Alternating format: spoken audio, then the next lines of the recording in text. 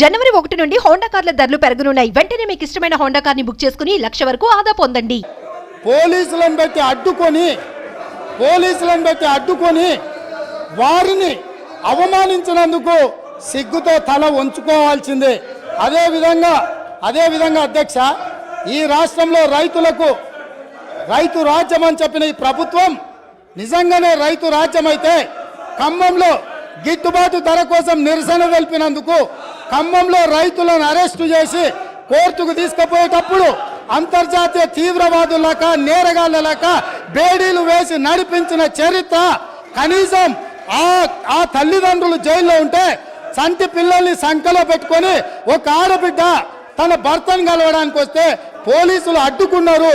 ఇవాళ గిట్టుబాటు ధర అడిగిన రైతులను బేడీలేసినందుకు సిగ్గుతో తల వంచుకోవాలి ప్రభుత్వం అని చెప్పి, ఆనాటి ప్రభుత్వం అని చెప్పి నేను ఈరోజు చెప్పదలుచుకున్నా అధ్యక్ష. అదేవిధంగా అధ్యక్ష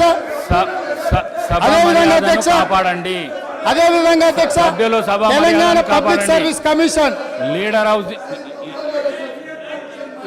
మీకు అవకాశం ఇస్తాం మాట్లాడుదురు. మీరు వెళ్ళకు రాకండి. మీకు అవకాశం ఇస్తాం మాట్లాడుదురు. సభా గౌరవాన్ని కాపాడండి.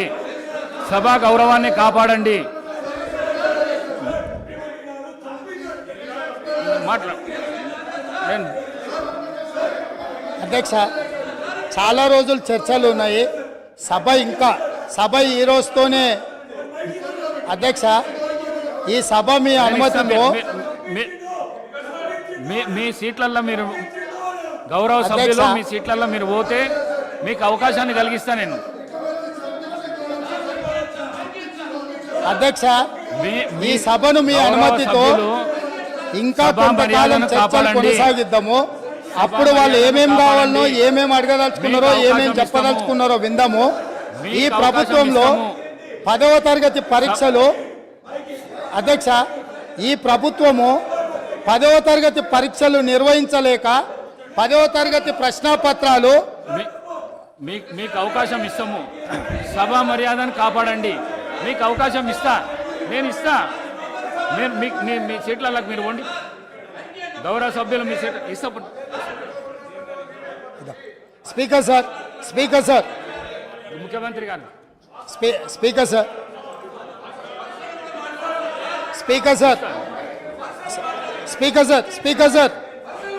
మీరు అనుమతిస్తే వాళ్ళకు మైక్ ఇస్తే నాకేం అభ్యంతరం లేదు. మీరు అనుమతి ఇచ్చి ప్రజాస్వామ్యంలో వాళ్ళు ఏం చెప్పదలుచుకున్నో చెప్పుకునే అవకాశం ఒకవేళ మీరు ఇవ్వదలుచుకుంటే నాకేం అభ్యంతరం లేదు అధ్యక్ష.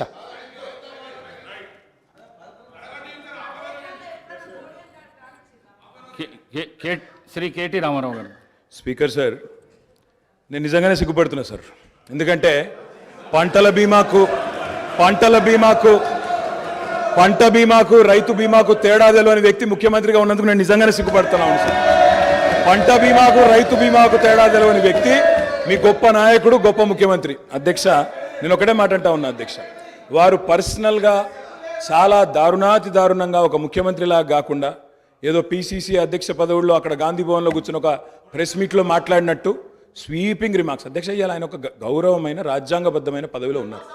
అధ్యక్ష, నేనేమంటా ఉన్నా అధ్యక్ష, చెప్పాలి, గుర్తు చేయాలి. ఆయన గుర్తులేదు. నేనేమంటున్నా అధ్యక్ష,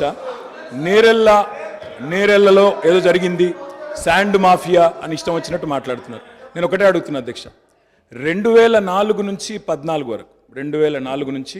14 వరకు శాండ్ మీద ఈ రాష్ట్రంలో, ఆంధ్రప్రదేశ్ రాష్ట్రంలో, తెలంగాణ ప్రాంతంలో వచ్చిన ఆదాయం మొత్తం రాష్ట్రానికి సమకూరిన ఆదాయం 39.5 కోట్లు అధ్యక్ష. అంటే సంవత్సరానికి 4 కోట్ల ఆదాయం కూడా రాలే. అదే 2014 నుంచి 2023 వరకు అధ్యక్ష, ఈ రాష్ట్రానికి శాండ్ మీద వచ్చిన ఆదాయం 5,000 కోట్ల పైచిలకు అధ్యక్ష. 4 కోట్లు కూడా ఆదాయం లేని నాడు శాండ్ మాఫియా ఎవరు సార్? కాంగ్రెస్ పార్టీదా? కాంగ్రెస్ పార్టీల జేబులు, నాయకుల జేబులు నిండినాయా? ఎవరి జేబులు నిండినాయండి? ఆనాడు శాండ్ ఆదాయం ఎక్కడ పోయింది అధ్యక్ష? ఇంకోటి, నేరెళ్లలో ఎవరో తొక్కిచ్చారు, ఎక్కిచ్చారు అధ్యక్ష. ఇదే పాత చింతకాయ పచ్చడి లాంటి మాటలు స్వయంగా ఈరోజు కాదు అధ్యక్ష, వాళ్ళు ప్రతిపక్షంలో ఉన్నప్పుడు కూడా చెప్పినారు. ఇది 2018కి ముందు చెప్పిండ్రు, తర్వాత చెప్పిండ్రు. ఆయన చెప్పిన నేరెళ్లలో కూడా మా పార్టీకి అభ్యర్థిగా నాకే మెజారిటీ ఇచ్చి ప్రజలు మళ్ళొక్కసారి బ్రహ్మాండంగా గెలిపించి వాపసు పంపిన అధ్యక్ష. ఒక మాట అధ్యక్ష, నేరెళ్లలో ఏదైనా తప్పు జరిగింటే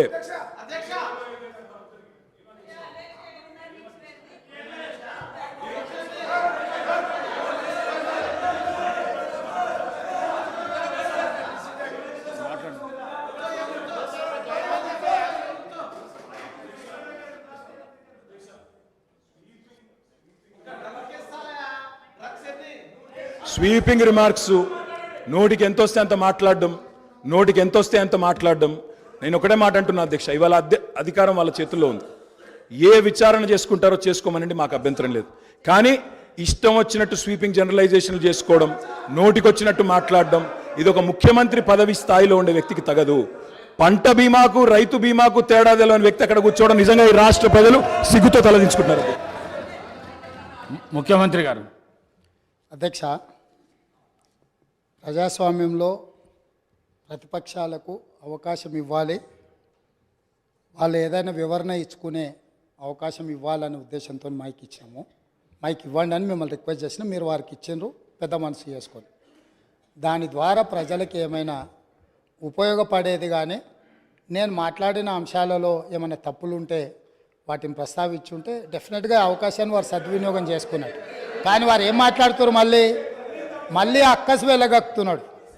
ఎందుకనంటే అక్కడేదో మేనేజ్మెంట్ కోటాలో నేను కూర్చుందాం అనుకుంటే ప్రజల నుంచి వచ్చిన ఆయన కూర్చున్నాడు కాబట్టి నేను చూసి ఓర్వలేకపోతున్నా అని కుళ్ళుగా అనిపిస్తుంది తప్ప దాంట్లో ఏమైనా ఉందా అధ్యక్ష? సరే, ఏదేమైనా అధ్యక్ష, ఈ గత ప్రభుత్వము ఎంత గొప్పలు చెప్పుకున్నా కొన్ని వాస్తవాలను ప్రజలు కూడా గమనిస్తున్నారు.